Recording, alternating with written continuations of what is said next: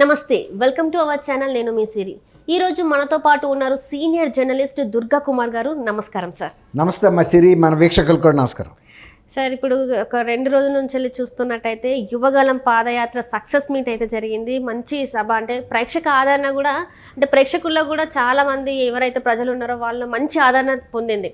అయితే ఇదంతా జరిగిన తర్వాత రెడ్ బుక్ ఎక్కడ చూసినా కూడా, అంటే రెడ్ బుక్లో ఏముంది, అసలు ఆ సీక్రెట్లు ఏంటి, ఏమి రాశారు లోకేష్ అందులో అని చెప్పేసి సిఐడి కూడా కొంచెం టెన్షన్ పడుతుంది. దాని మీద ఒక కన్నేసి ఉంచింది. సో ఈ పరిణామాలన్నీ ఏ విధంగా చూడాలి సార్ మనం? అంటే ఏంటంటే అమ్మా సిరి, ఈ రాజకీయ నాయకులు ఒక సంవత్సరం పాటు కూడా చేస్తారు, ఒక్కోసారి సంవత్సరం దాటి కూడా పాదయాత్రలు చేస్తారు కదా. ఇవన్నీ కూడా వాళ్ళకి స్వయం అనుభవాలు. వీటిలో నుంచి కొన్ని పాయింట్స్, ఇప్పుడు సపోజ్ ఒక్కొక్క గ్రామం వెళ్ళినప్పుడు ఒక్కొక్క ప్రాంతంలోనూ వాళ్ళకి కొన్ని అనుభవాలు వచ్చినప్పుడు మనం ప్రజలకి ఎలాంటి పథకాల ద్వారా హెల్ప్ చేయగలుగుతాం అనేది వాళ్ళు ఒక అవగాహనకు రావడానికి ఆస్కారం ఉంటుంది. జగన్మోహన్ రెడ్డి గారు కూడా పాదయాత్ర చేశారు, అంతకుముందు రాజశేఖర రెడ్డి గారు చేశారు, చంద్రబాబు నాయుడు గారు చేశారు, షర్మిల గారు చేశారు. ఇప్పుడు ఈయన చేస్తున్నాడు లోకేష్ గారు తనకి తను చీఫ్ మినిస్టర్ అవ్వాలని చేయట్లా, తెలుగుదేశం పార్టీ పటిష్టం చేయాలి, ప్రజల సమస్యలు తెలుసుకోవాలి అని. ఇది అయితే ఏంటంటే ఇప్పుడు తెలుగుదేశం అధికారంలో లేదు, ప్రతిపక్షంగా ఉండి చేస్తుంది. ఇప్పుడు తెలుగుదేశం అధికారంలో లేకుండా ప్రతిపక్షంలో ఉండి ప్రజల అభిమానం పొందుతుంటే అధికార పార్టీ చూస్తా కూర్చోదు కదమ్మా. ఏదో ఒక అవాంతరాలు క్రియేట్ చేసి వాళ్ళు ప్రజల అభిమానం పొందకుండా, వాళ్ళ పాదయాత్ర విజయవంతం కాకుండా మధ్యలో ఆపేందుకు ప్రయత్నిస్తారు. అది గతంలో ఇలాంటి సంస్కృతి లేదు. ఇప్పుడు రాజశేఖర రెడ్డి గారు చేసిన టైంలో తెలుగుదేశం ఉంది, బ్రహ్మాండంగా చేసుకున్నాడు. అట్లాగే జగన్మోహన్ రెడ్డి గారు చేసిన టైంలోనూ తెలుగుదేశం ఉంది, ఎవరో ఆపలేదు. షర్మిల గారు చేస్తున్న టైంలో కూడా ఎవరో ఏమీ ఆపలేదు. మొన్న ఈ మధ్య ఇక్కడ బీఆర్ఎస్ ప్రభుత్వం ఉన్నప్పుడు కూడా తెలంగాణలో చేసింది, ఎవరు ఆపలేదు, బాగానే జరిగింది. ఏదో ఒక్కసారిగా ఉన్న లాస్ట్లో గొడవ అయింది, సరే కార్యకర్తలు వాళ్ళ మధ్యలో అయింది. అయితే ఎందుకు నేను చెబుతున్నానంటే, వాళ్ళు ఈ పాదయాత్రలో సంపాదించిన వివిధ అనుభవాల్ని బుక్లో రాసుకుంటారు. ఆ బైండింగ్ ఎర్రగా ఉందా, గ్రీన్గా ఉందా, బ్లూగా ఉందా మనం చెప్పలేము. మరి లోకేష్ గారు వాడిన బైండు రెడ్ కలర్లో ఉందేమో. మరి వాళ్ళు అక్కడ సపోజ్ ఏ గ్రామంలో ఎక్కడ జరిగింది, తర్వాత ఆ రోజు వాళ్ళ అనుభవాలు ఏంటి, లేకపోతే యాత్ర ప్రశాంతంగా జరిగిందా, లేకపోతే పోలీసులు ఏమన్నా లాఠీ చార్జ్ చేశారా, లాఠీ చార్జ్ చేస్తే గాయపడ్డారా, ఎవరన్నా గాయపడితే వాళ్ళ పేర్లు కూడా రాసుకుంటారు. ఎందుకంటే రేపు మళ్ళీ ఎప్పుడైనా ప్రభుత్వం అధికారంలోకి వచ్చినప్పుడు పార్టీ తరపున త్యాగం చేసిన వాళ్ళు ఎవరు, అట్లాంటి వాళ్ళకి ఏదన్నా కొంచెం హెల్ప్ చేయాలి కదా ఇతరులతో కన్నా కూడా. అంతేగాని వాళ్ళు ఏదో దెబ్బలు తిన్నారు, ఆ రోజు హాస్పిటల్లో వెళ్ళిపోయారు, లేదా బోకిలు ఇరిగినాయి, మేము అధికారంలోకి వచ్చాము వాళ్ళని పరుచుకోవాలని కాదు కదా. అది రాసుకుంటారు. అది కొన్ని పేర్లు కూడా రాస్తారు, కొన్ని కాదు, ఎంతమంది ఇంజ్యూర్ అయితే అంతమంది కూడా రాస్తారు. హాస్పిటల్ అయితే హాస్పిటలైజ్డ్ అని రాస్తారు. తర్వాత అక్కడ ఎవరైనా పోలీసులు ఎక్సెస్గా ప్రవర్తించారా, అతి ఉత్సాహం ప్రదర్శించారా, ఏమీ ఆ ఇష్యూ లేకుండా కూడా తెలుగుదేశం వాళ్ళని కొట్టడం. ఇప్పుడు మొన్న మధ్య అంగళ్ళలో చంద్రబాబు నాయుడు గారి మీద హత్యా ప్రయత్నం కేసు పెట్టారు. ఆయన Z+ కేటగిరీలో ఉన్న వ్యక్తి, 73 ఏళ్ళు 74 ఏళ్ల వ్యక్తి ఆయుధాలు పట్టుకుని అక్కడ స్థానిక వైఎస్ఆర్సీపీ నాయకులు దాడికి వస్తే ఈయన వాళ్ళ మీద హత్యా ప్రయత్నం చేస్తాడా? ఎక్కడన్నా వెహికల్ మీద కూర్చునే మనిషే కదా ఈయన మీదకి ఎవరన్నా రాళ్ళు ఇస్తురొచ్చు, కానీ ఈయన ఎందుకు విసురుతాడు, లేకపోతే వెళ్ళి కొడతాడా, నరుకుతాడా? అట్లాంటివి పెట్టినప్పుడు అలాంటి వాళ్ళ పేర్లు కూడా రాసుకుంటారు. ఫలానా పోలీస్ స్టేషన్ సిఐ గారో, లేకపోతే ఫలానా పోలీస్ స్టేషన్ ఎస్ఐ గారో అని రాసుకుంటారు, తప్పేం లేదు. ఇప్పుడు రేవంత్ రెడ్డి గారు కూడా ఇక్కడ అధికారంలోకి వచ్చిన తర్వాత ఏం చేస్తున్నాడు, ఎవరిని వదలమని. ఇప్పుడు ఆయన ఇంటి మీదకి వెళ్ళి కూడా ఆయన తలుపులు బద్దలు కొట్టి కూడా అర్ధరాత్రి పూట లాక్కెళ్ళిపోయారు ఆయన పడగదిలో నుంచి.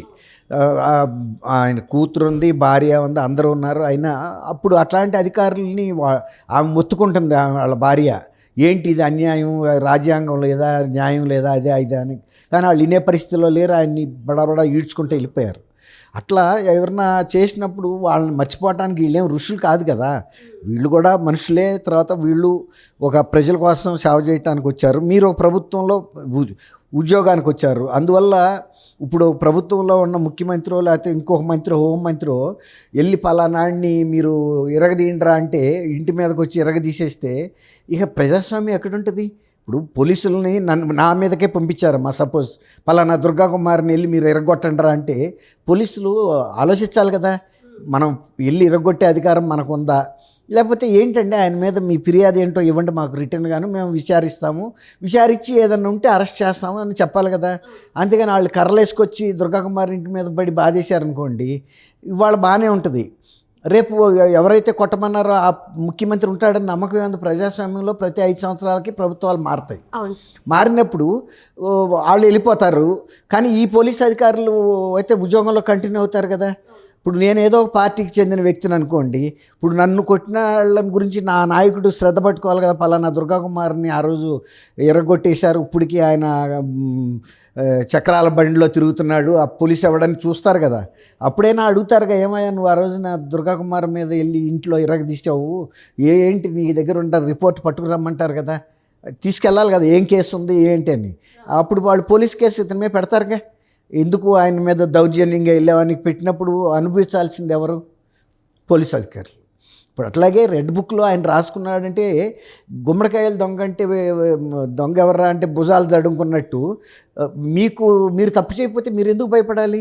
రెడ్ బుక్లో రాసినా, గ్రీన్ బుక్లో రాసినా, లేకపోతే బ్రౌన్ బుక్లో రాసినా మిమ్మల్ని ఎవడైతే ఏం చేయలేడు. పోలీస్ అధికారులు మీ పరిధిలో మీరున్నంత వరకు కాదు. మేము ఇళ్ళకి వెళ్ళి కూడా రాత్రిపూట రౌడీల్లాగా ఎవరినైనా డ్రెస్సులు వేసుకెళ్ళి, ఆ రోజు రేవంత్ రెడ్డి గారి ఇంటికి వెళ్ళి మీద పోలీస్ అధికారులు అందరూ యూనిఫామ్లోనే ఉన్నారు. అచ్చెన్నాయుడు గారిని కూడా అట్లాగే అరెస్ట్ చేసి తీసుకెళ్లారు. చాలాసేపు కొన్ని గంటల పాటు శ్రీకాకుళం నుంచి గుంటూరు రాకను ఆయన జీప్లో ఎక్కించుకు తీసుకొచ్చారు, వ్యాన్లో. అప్పటికే ఆయన పైల్స్ ఆపరేషన్ చేయించుకున్నాడు. అది వీళ్ళు ఉలిక్కి పడుతున్నారంటే వీళ్ళు తప్పు చేశారేమో అని నాకు అనిపిస్తుంది. లేకపోతే తప్పు చేయని వాళ్ళు అయితే భయపడాల్సిన అవసరం లేదు కదా. జగన్ కూడా బుక్ మీద ఒక కన్నేసి ఉంచారని చెప్పి కూడా ఒక వార్త అయితే వస్తుంది సార్. మరి జగన్ కూడా భయపడుతున్నట్టే కదా. అంతే కదా. ఇప్పుడు నా ఇంట్లో ఏదో పుస్తకం ఉందని మీరు భయపడుతున్నారంటే మీ గురించి అందులో ఏదో ఉందనే కదా మీ భయం. నా దగ్గర 100 పుస్తకాలు ఉంటాయి, అనేక రంగులు. ఇవి ఆ రెడ్ బుక్తో పాటు ఇంకా 100 కలర్లు ఉన్నాయి నా దగ్గర. మీరెందుకు భయపడాలి? మీరేం తప్పు చేయలేదు కదా. మీరేనా కనుక అకృత్యాలు చేస్తుంటే, అవినీతి చేస్తుంటే, లేకపోతే ఎక్కడన్నా దౌర్జన్యాలు దాష్టికాలు చేస్తుంటే నేను రాశాను అనుకోండి, పలానా సిరి ఈ పనులన్నీ చేస్తుంది నేను చూస్తున్నాను పలానా అని, అప్పుడు మీరు భయపడాలి. అమ్మో దుర్గాకుమార్ గారి దగ్గర నేను చేసిన దాష్టికాలన్నీ వివరాలు ఉన్నాయి, ఫోటోలు ఉన్నాయి, వీడియోలు ఉన్నాయి అని. ఇవాళ పోలీస్ ఆఫీసర్లు చేస్తున్న లాఠీ చార్జీలు అన్యాయంగా అక్రమంగా అవన్నీ కూడా రికార్డ్ అవుతున్నాయి కదా. ఇప్పుడు సిఐడి కూడా అందుకే అరెస్ట్ చేయాలని చెప్పేసి పర్మిషన్ కావాలని చెప్పేసి కోరుతుంది. అది లోకేష్ గారిని, అది గౌరవ ఏసీబీ కోర్టు కూడా మా పరిధిలో లేదని పక్కన పెట్టేశారు. ఇప్పుడు అరెస్ట్ చేయాలి, ఇంకా ఎన్నికల దగ్గరికి వస్తున్న ప్రతిపక్షాలను అరెస్ట్ చేయాలని మీరు చూస్తున్నారంటే వాళ్ళకి ప్రజాబలం పెరుగుతుందని భయపడుతున్నట్టుగా అనుకోవాలి. అంతే కదా. అధికార పక్షం మీరు ప్రజల్లోకి వెళ్ళండి, వాళ్ళు కూడా ప్రజల్లోకి వెళ్ళండి. మీరు పరిపాలనలో మీరు అనేక పథకాలు అమలు చేశారు, అవి చూపించుకోండి, అభివృద్ధి చూపించుకోండి. వాళ్ళు మేమేం చేస్తామో చెప్పుకుంటారు. ఎవరు ప్రజలు నమ్మితే వాళ్ళకి ఓటేస్తారు. ఇందులో ఒకళ్ళనొకళ్ళు అరెస్టులు చేసి అక్రమ కేసులు పెట్టుకుంటే రేపు ఇప్పుడు మొన్న ఇక్కడ ఏమైంది, బీఆర్ఎస్ పార్టీలో అధికారంలో ఉన్నప్పుడు రేవంత్ రెడ్డిని ఆడుకున్నారు. ఇవాళ రేవంత్ రెడ్డి చీఫ్ మినిస్టర్ అయ్యాడు. మరి ఇప్పుడు ఆయన అయితే వెంటనే ఇట్లాంటి పనులు అయితే మొదలు పెట్టలేదు. ఆయన ఎంతవరకు ప్రభుత్వంలో జరిగిన అన్యాయాలు అక్రమాలు అవే విచారణ జరుగుతున్నాయి. శ్వేతపత్రం కూడా ముద్రించారు. రేపు అట్లా ప్రభుత్వం అక్కడ వచ్చినా కూడా అక్కడ ప్రజలు కూడా ఇప్పుడు మార్పు కోరుతున్నారు. మార్పు కోరుతున్నప్పుడు వాళ్ళు కూడా రేపు ఏదైనా మార్పు చెప్పినప్పుడు వీళ్ళు వచ్చే ప్రభుత్వం కూడా ఎన్ని లక్షల కోట్ల రూపాయల అప్పుతో వీళ్ళు ప్రభుత్వాన్ని తీసుకున్నారు, ఏ డిపార్ట్మెంట్ ఎంత అప్పు చేసింది, ఇవన్నీ కూడా ఉంటాయి కదమ్మా. తర్వాత తెలుగుదేశం పోలవరం ప్రాజెక్ట్ ఎంత పూర్తి చేసింది, ఈ వైఎస్ఆర్సీపీ హయాంలో ఎంత పర్సంటేజ్ ఆఫ్ వర్క్స్ అయినాయి, ఇవన్నీ వాళ్ళు ఎన్ని కిలోమీటర్ల సిమెంట్ రోడ్లు వేశారు, వీళ్ళు ఎంత వేశారు, అట్లా ఏ డిపార్ట్మెంట్లో ఎంత చేశారు అనేవి కూడా అన్ని వివరాలు శ్వేతపత్రంలో వేస్తారు. ఇవాళ రేపు ప్రజలు న్యాయ నిర్ణేతలు ప్రజలే.